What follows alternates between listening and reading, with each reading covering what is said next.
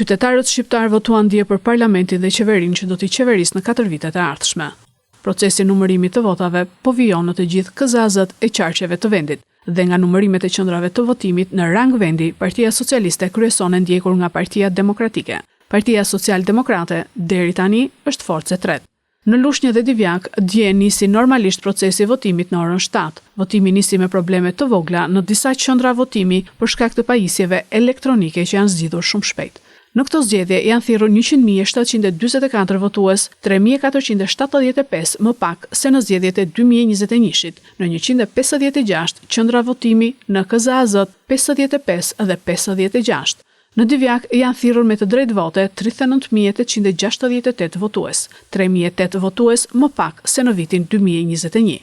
Nuk munguan në këto zgjedhje edhe ngjarjet e çuditshme si kthimi një dollapi të vjetër në vend të fshet votimi në fshatin Zham. Këtu kemi vendin 3-3, nuk kishe pozicion tjetër, kështu e kemi vazhduar, dhomën e fshete e ram dakord si komisioner e bëm, në rregull, na vjen i përfaqësues i PD-s, tha do ta kthejmë kështu, e kthy, tani bën të llafe tjera, ne s'kemi ç'bën tani, i përfaqësues i PD-s erdhi. Tha e duan në këtë pozicion, e kthyn pozicion tjetër. E kishim dhomë të fshet, me çarçafën e gjitha, me kartonat që kemi marrë. Erdhën në to, e këtëm dollapin krau tjetër, e në vëm kartonat si që deshen ato kutijet që kemi marrë. Por edhe incidentet nuk munguan. Përplasje fizike u shënuan në qendrën e votimit numër 2858 që i përket KZ-s numër 56 mes komisionerëve të Partisë Demokratike dhe Partisë Socialiste.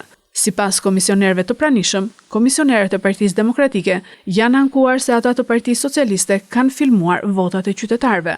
Kandidati për deputet i Partisë Demokratike Sajmir Korreshi reagoi në lidhje me këtë rast. Qendat mëngjes ka qenë tensionuar këtë situatë, derisa arritin agravimin ku një vëzhgues ose vëzhguesi i PS-s, përveç gjithë patronazhistëve që janë të dera, fotografon votën 1 herë, 2 herë, 3 herë, derisa është shkapur nga pas e ka lidhur edhe incidentet nëpërmjet shtyrjet, ofendimit këto që janë.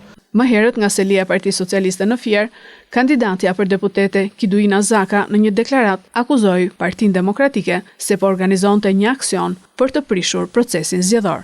Përfaqësues të kësaj force politike kanë braktisur detyrën në disa raste, siç është sekretari i qendrës së votimit 3209 fraksion 1 në Topoj të Fierit, i cili ka marrë edhe vulën me vete.